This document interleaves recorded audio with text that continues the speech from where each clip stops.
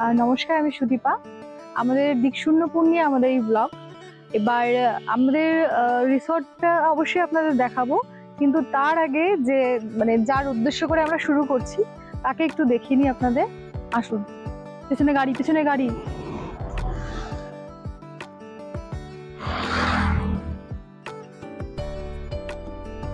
এটা হচ্ছে মহাকাল মন্দির এবং এটা জঙ্গলের মধ্যে, একদম গরুমারা জঙ্গলের মধ্যে।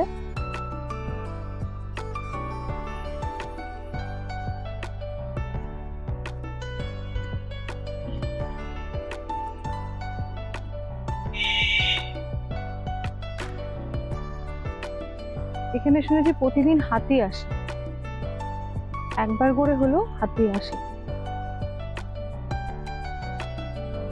যারা লাটাগুড়িতে এসছেন এবং ডুয়ার্সে এসছেন গরুমারা জঙ্গলের দিকে, তারা আশা করি সকলেই দেখেছেন এই মন্দিরটা।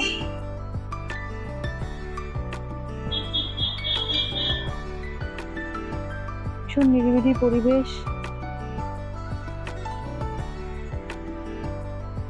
জঙ্গলের একটা আওয়াজও আছে।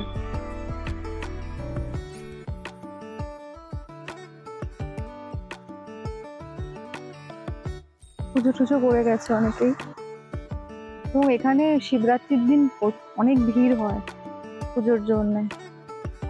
আরেকটা কথা যেটা হচ্ছে, এখান থেকে যারাই যায় একবার করে হলেও এখানে হর্ন বাজিয়ে যায় এই বাবার উদ্দেশ্যে। আসুন, বাবাকে প্রণাম করে এবার আমাদের কাজ শুরু করি। আচ্ছা, এবার যা যাক আমাদের দিকশূন্যপুরের উদ্দেশ্যে। এই যে দেখুন গরুমারা জঙ্গল, কি সবুজ আর সবুজ, যেদিকেই তাকাবেন শুধু সবুজই দেখতে পারবেন। আর এই যে হচ্ছে আমাদের জঙ্গল শেষে লাটাগুড়ি ব্রিজ।